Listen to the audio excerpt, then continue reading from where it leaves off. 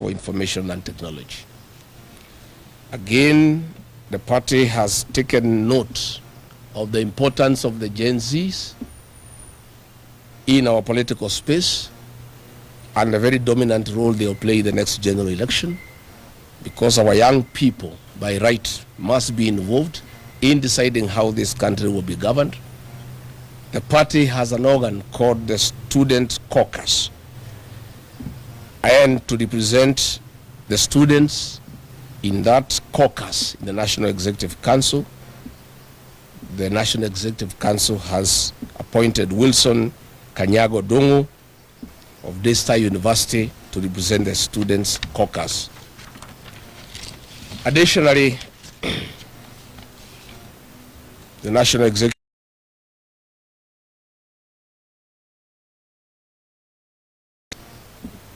and the voice of the party is needed.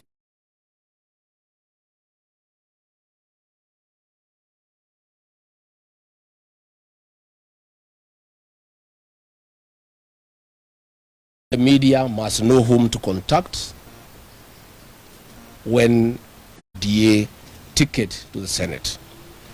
Our lawyers are looking at the legal implications, but Senator John Medhu, for all practical purposes, is a member of DCP, and he will start acting from today as the Secretary General designate and be the spokesman, the spokesperson of the DCP party on all matters starting today. In due course, in the fullness of time, his name will be forwarded to the Registrar of Political Parties so that he is registered as a duly appointed Secretary General of DCP. The National Executive Council has given Senator John Medhu, the Secretary General designate, his first assignment, that he, together with the Honorable Ajiko Mohia, the MP for Kipipiri, and other leaders, to take charge of the by-elections in Kalau and deliver a decisive victory to the DCP party on the elections scheduled for 16th of July. The party has also reviewed the progress and growth of our party, and NEC is very happy that thousands of aspirants have shown interest and registered with the party with the intention of flying the party's flag in the next general election. And we want to assure our aspirants who have indicated interest that the party will hold free and fair nominations as it happened during the nominations for the Kalau by-election. We have so far received 34 aspirants who have expressed interest to run for gubernatorial seats on DCP ticket across the country. We have also received 98 aspirants to run for various senatorial seats across the country. We have also registered 764 aspirants for members of the National Assembly, including women reps. We have received 11,564 aspirants for the various positions of members of County Assembly across the county. Our membership, we have so far registered 4,576,345 persons who have registered internally as members of the party, because we are having a big challenge with the Office of the Registrar of Political Parties. The system is refusing to remove people from UDA to DCP, and we think it's deliberate. We want to tell UDA, you can keep the names on the ORPP register, but you cannot keep their hearts there, they are in DCP. So what we have done, we have our own internal register, and so far we have 4,576,345, and we have told the Secretary General designate the target is 10 million members before we go for. And there are so many lapses surrounding his security, probably I would endanger his security, which is against national interest. It is very irresponsible and reckless for the government to play around with the security of President William Ruto. President William Ruto is very unpopular, I agree. But I must admit, in my own estimation,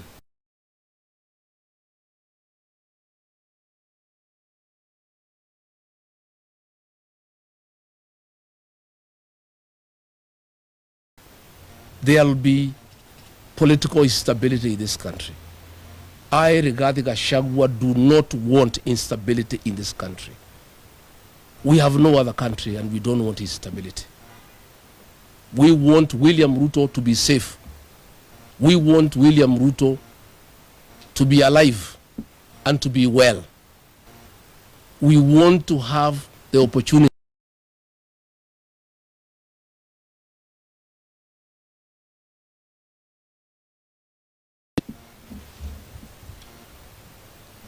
The problem of the security of William Ruto is that he has a CS interior who is naive, childish, and juvenile.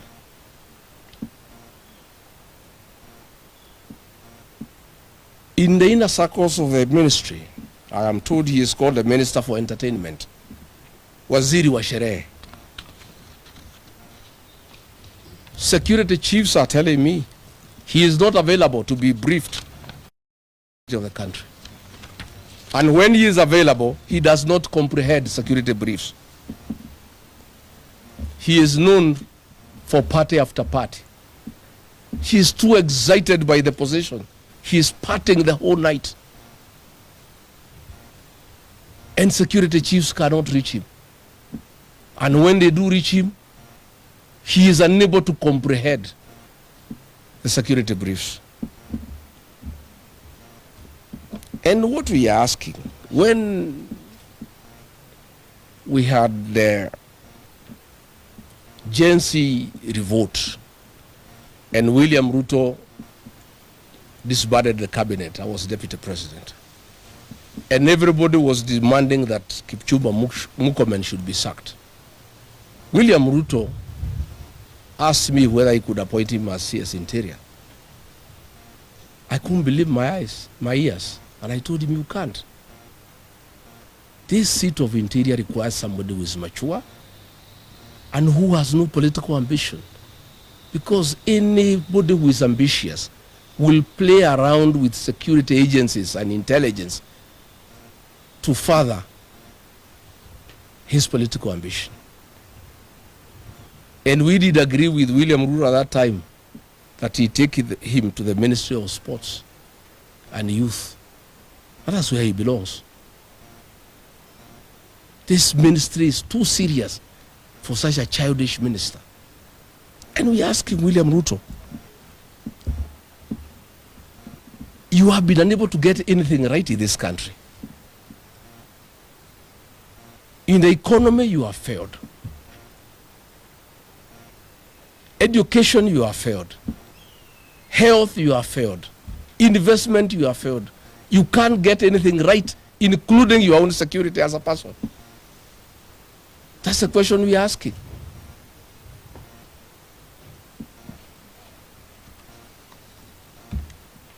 We're asking, are Kenyans safe? How can Murkomen guarantee the safety of the ordinary Kenyans if he cannot guarantee the security of his appointing authority? The man who has appointed him to the job is not safe. What happens to the rest of Kenyans? In May 2025, William Ruto narrowly escaped a shoe aimed at his head, which he blocked with his hand in Migori. In Soweto, Kibra, on 28th April 2026, a flying bottle of water was hurled at the president by a surging crowd. 6th February 2026, another young man ran to him in Mombasa. His whole security, the inner cordon, the outer cordon, the whole security architecture around the president yesterday was caught flat-footed. The same happened again in Wajir. And people are asking, if the president of Kenya is not safe, who is safe? I'm wondering, where was the AD camp? Because I've had the benefit of undergoing paramilitary training in my earlier years, and my understanding of the security architecture around the president is that the ADC is the last man on the defense line. That if everything else failed and somebody came with a knife, the ADC would go between the president and the knife, or between the president and the bullet.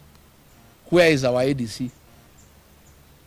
He is deployed to be with the president and escort him wherever he goes, including the toilet. What has been happening? That strangers come and accost the president, and everybody is running helter-skelter. The ADC is not there, there is no security. What if that man who came yesterday had a knife? If he could hold his neck and almost twist it, he would have knifed him. What if he was a suicide bomber? This is a very sad state of affairs, and we want to tell William Ruto, you must be very careless, and you have been very careless with the management of the affairs of this country. But you cannot be careless about the management and the stability of the Kenyan nation. You cannot take your security recklessly and in a careless manner. Because if anything happened to you, there will be chaos in this country. There will be stability in this country. In other jurisdictions, by now, the CS Interior would have resigned, the IG would have resigned, everybody would have resigned. But what has happened? Some changes have been done. Let me give Kenyans a snippet of what is happening around the president. I've wanted to avoid this topic because I didn't want really possible enemies of the president to know how exposed he is. But the matter now is in public, it has come to public, like everybody knows, that the president is totally exposed. He has no security around him, he's surrounded by jokers.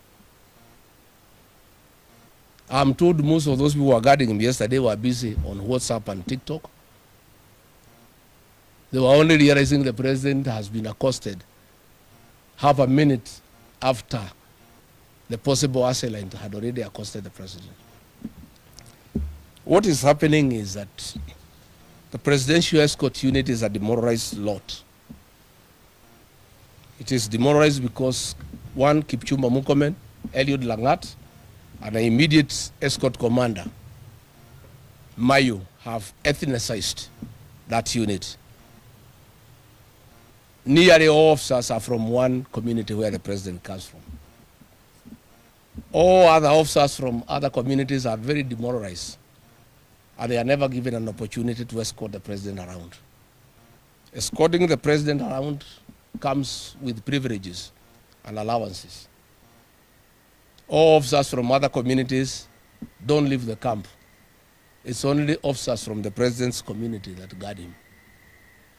And these officers from the president's community have a sense of entitlement. They don't have to be professional. They are only guarding him and escorting him because they come from his community. That is why there is laxity and sheer recklessness around the president. Again, there is a lot of corruption in that unit. Officers have called me this morning. Most of them were guarding me. We know each other. Because the deputy president and the president are guarded by the same unit under the presidential escort commander. When they travel, their allowances. The DIG, Murkomen, and the immediate escort commander demand half the allowances of these officers for them to be allocated to escort the president. So they are very demoralized and very unhappy people. Even after half of the allowances have been taken, for 4 months they have not received the allowances. So they are very demoralized lot. And they are saying they cannot understand why they are not being paid. Yet every day they are allocated the duty to guard millions of shillings being brought to State House to bribe voters. They are the ones who supervise money being offloaded from trucks in sacks to State House. They got millions of shillings every day. They see the president bribing people with millions every day, yet they have no money in their pocket. They have not been paid their allowances. That is why they are not bothered with the security of the president. They really don't care. They have not been paid their allowances, yet they are the ones escorting money to be given to people who are coming to State House. They see members of parliament coming every Friday. They live with the brown envelopes, yet themselves they have nothing. That is the problem that we face. Again, I must tell William Ruto, please allow professionals to serve you. Why are you insisting that only your tribesmen should guard you? With the changes that were made yesterday, shamelessly, they were all from one community where the president comes from. But your tribesmen have let you down. You are so exposed. If you thought they are very loyal and they are the ones you can trust with your security, see what is happening today. They cannot be professional because they have a sense of entitlement. They have only been given duties to guard you because they come from your community. I want to tell William Ruto to think and think again. If he must have a Kalenjin as a CS Interior, we have very many Kalenjin people who have served this country with the dedication. Very mature. We have the former IG Boynet. He can be a good CS Interior. We have Boynet, who was Director of National Intelligence. He can be CS Interior. Even Davis Chilchil, you can locate him from transport and bring him to Interior. He's very mature. But you can't have a minister who is childish in charge of the security of the country. And it is now very clear to the whole country that there is a problem. If the men who have sold to the Constitution to defend Kenyans from harm is himself exposed as in danger, what happens to the rest of the country? What happens to the rest of the country? William Ruto, you must know, although you are president, your security is a concern to the people of Kenya. Because it's important that you are properly guarded, you are safe and secure for the country to be politically stable. We don't want instability ahead of the elections. You must do the right thing. You must fire Murkomen and get somebody who is level-headed, somebody who knows what he's doing. You can pick somebody from your community if you only trust your community. But you can't have such a reckless and childish person to be in charge of the security of this country. Ladies and gentlemen of the press, you know that since Murkomen became the CS Interior, this country now is run by goons. You cannot tell the difference between goons and police officers. Goons have taken over the country. They ride in police vehicles. They are even supplied with tear gas. Goons and police have attacked churches. You remember we were attacked in ACK Wetima Church in Odhaya by police officers and goons. This is a CS since the history of independence. We have never seen such a CS. And William Ruto, you are staring at disaster. And this country cannot have Murkomen as CS Interior as we go towards elections. You have already seen what is happening in the Mount Kenya region. CS Interior, Murkomen, working with members of parliament, have sponsored thugs and goons to destroy people's property anytime there is some civil unrest. It is Murkomen who is doing it, so that he can convince William Ruto that Kenyans have no problem with him. It is the Kikuyu nation that have a problem with William Ruto. And the Kikuyus are fighting themselves and destroying their property. Instead of thinking how he can guard the president, instead of thinking how he can guard our borders, as we speak in Mandera, the town has been taken over by foreign forces from Jubaland. Instead of Murkomen working on that, he is sponsoring goons in the Mount Kenya region to cause havoc, to create an impression that there is a crisis in the Mount Kenya region. So I want to say, much as I don't like William Ruto, much as I have a big problem with the way he has been managed this country. I want William Ruto safe because it's important for the stability of this country. I want to have a chance to defeat William Ruto next year in an election. I want him to be safe. I also want the dignity of the office of the president to be restored. How do you explain to our children? How do you explain to foreigners that a known character can walk to where the president is and hold his neck and almost twist it? And is a man who is guarded by over 800 police officers at any one time. This is sheer recklessness of unknown magnitude, and I think it's dangerous for the country.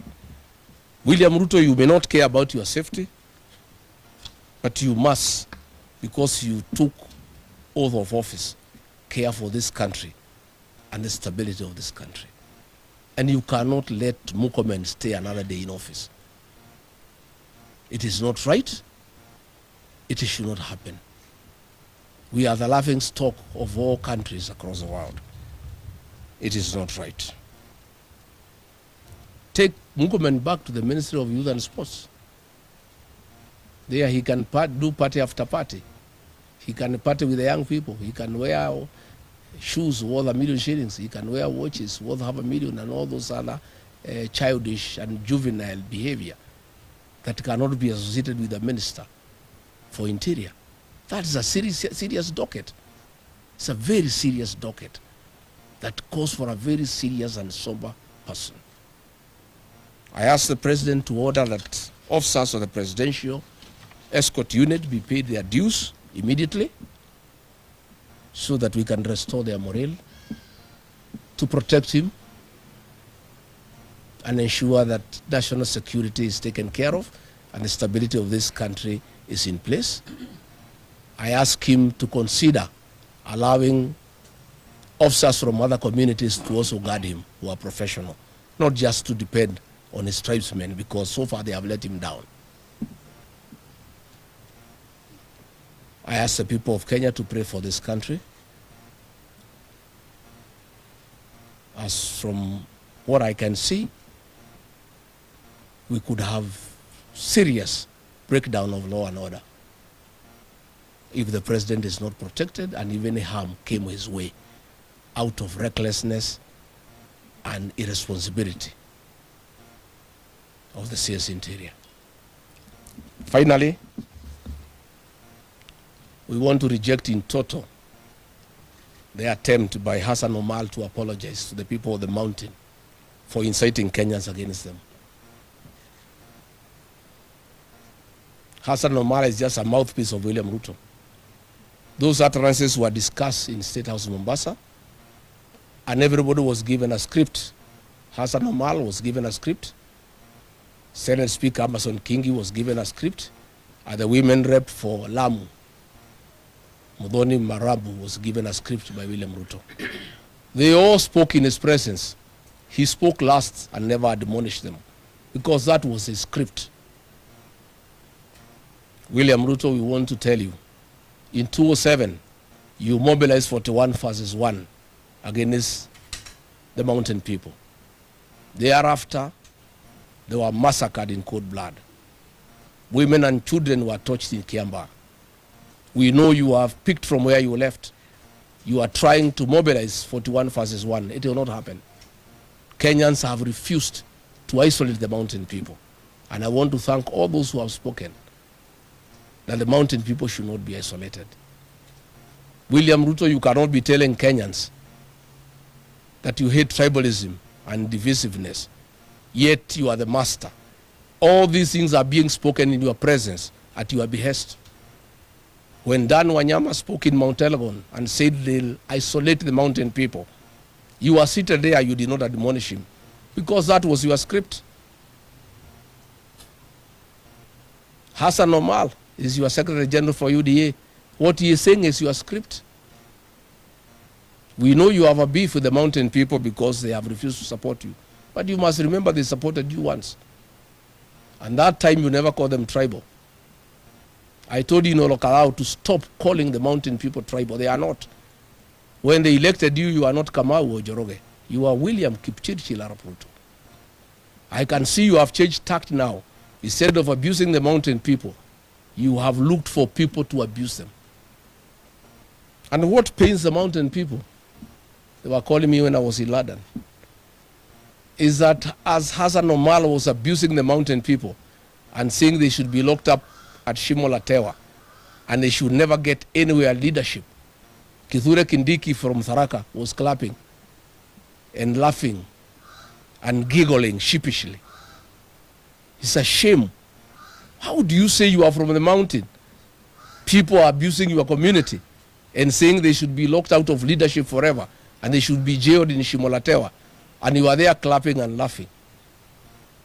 Murkomen the other day tried to tribalize the protest against increase of fuel prices by attacking President Uhuru Kenyatta and the Kikuyu Nation.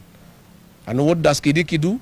The following day he goes to Murkomen to praise him and his wife, the way they are great Kenyans and how they have served this country with dedication after abusing his community.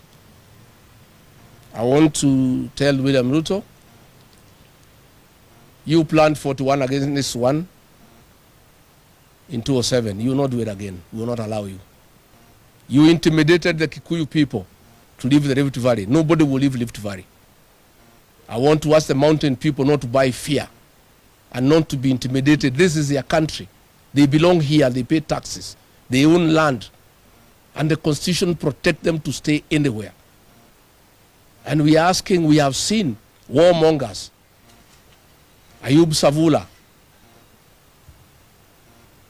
Gimose, saying that they will steal elections. The IBC is quiet.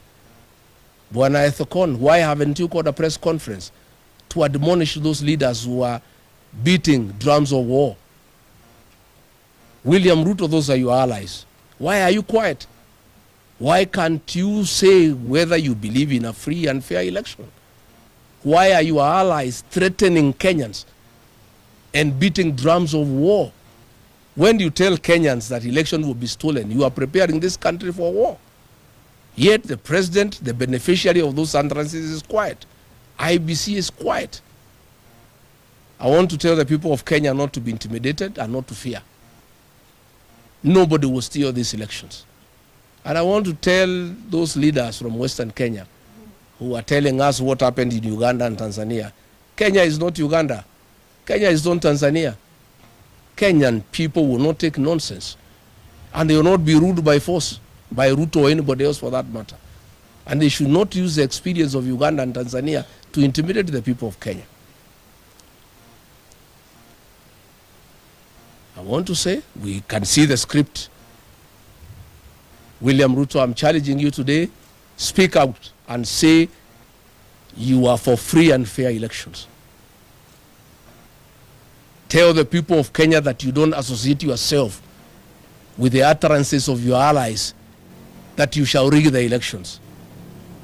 Assure the people of Kenya that you shall accept the outcome of the general election. Assure the people of Kenya that you shall not incite your community to kill people and throw people out of Rift Valley if you lose the elections. Kenyans are very concerned because you have done it before. When they hear those statements from your allies that they shall rig elections, when they hear the drums of war, that you are preparing the country for war, you must speak out and confirm to the people of Kenya that you shall follow the rule of law and constitutionalism, that you shall abide by the will of the people, that you and your allies will not attempt to rig the elections. You must assure the people of Kenya that you will not do what you did in 2007, that if you lose the elections, you shall mobilize your community to evict other people and kill them. Those assurances are necessary. And you cannot just keep quiet when these things are happening. It is unacceptable, and you owe the people of Kenya an explanation.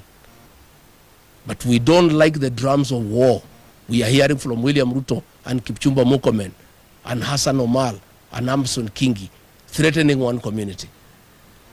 We don't like the drums of war of Ruto allies threatening to rig elections. And we want IBC to speak up and say that there shall be free and fair elections, and call those politicians to order so that they stop inciting the people of Kenya, because that is incitement. What do you think the people of Kenya will do? You think they'll just sit and wait for Ruto to lead elections? They'll say no. This is public incitement of the highest order, and it's not acceptable. So mimi sitaki nizidi kutoka kupitia hapa, nafikiri nimesema ya kutosha. Nataka nimwalike wa Secretary General Designate, the Honorable John Methu, to give his maiden speech, and kutoka hapo tuachie hapo. So thank you very much, Party Leader. Mine will actually be very short because I know I'll be calling you in a week or so that we can give you a brief as a party on the plans that we've made. But first, I want to thank the party for the confidence they have in me to serve as the Secretary General Designate of the DCP party. My work and the work of the party members going forward, one is to increase the speed upon which the vehicle that will take William Ruto to Sugoi will be going. If the wheels are now rolling at 89 kilometers per hour, by the time we are done, we want to take it to 150 kilometers, because the people of Kenya cannot wait a day more of William Ruto's regime. Let me say this finally, my parting comment, especially on the last bit that has been made by the party leader. First, I want to also assure our party members that that responsibility that has been placed on myself and the Honorable Wanjiku Muya, we shall undertake it with military precision. We ensure that we deliver Olkarau to DCP, and it's not just delivering Olkarau to DCP, it's to ensure that the margin upon which we will beat William Ruto will be assigned and will help him and his few supporters to prepare psychologically of what is coming ahead. So we are ready, and we have laid down strategies on how we will actually increase our win, the win margin in Olkarau. Let me say this. For the people who are beating the drums of war, especially trying to run tribal bigotry, trying to accuse some communities of either this or that, especially President William Ruto and everybody who is in his government, the first mirror that you should take, and the first document that I would want you to consider, if you have time, because I hear most of you are doing enjoyment, and you're so busy bribing the people of Kenya and also collecting bribes. If you have time, I would want you to look at the numbers of the people who took you to power. As you try to badmouth the people from our region, the people from the Kenya region, I want you to look at that document of the results that were, the votes that were casted in favor of President William Ruto. As you watch, as people abuse us, because that's now the new strategy that you have employed, it must prick your conscience that out of the 100% votes that you got, 47% of those votes came from one region. Amason Kingi, as you badmouth and say that the people from our region should not come anywhere near power, you must know that you led a party called Pamoja Alliance, PA, contributed only 0.6% of William Ruto's win. The only votes that you brought to Kenya Kwanza are 0.6%. Yet you enjoy leading one of the arms of government. You are Speaker of the Senate of Kenya, courtesy of the votes of the people that you are badmouthing now. Let me also even remind you, because I was there when you were being elected, even your own senator, the senator for Kilifi, never voted for you. The people who voted for you are the people from the other places. None of us is a tenant in Kenya. All of us are here by right. And none of us who leave Kenya or any other part of this republic will continue serving. And let me also say this. The good thing is that the shoe is pinching everybody. The people from the Rift Valley are crying because the fuel prices have gone high. The people from the coast are crying because the economy is crumbling. The people from Nyanza are crying because our health is not working. The people from Western are crying because our education has collapsed. So, Mr. William Ruto, it is not you against any community. It is you against the people of Kenya. I thank you very much. The new officials come to take a photo with me.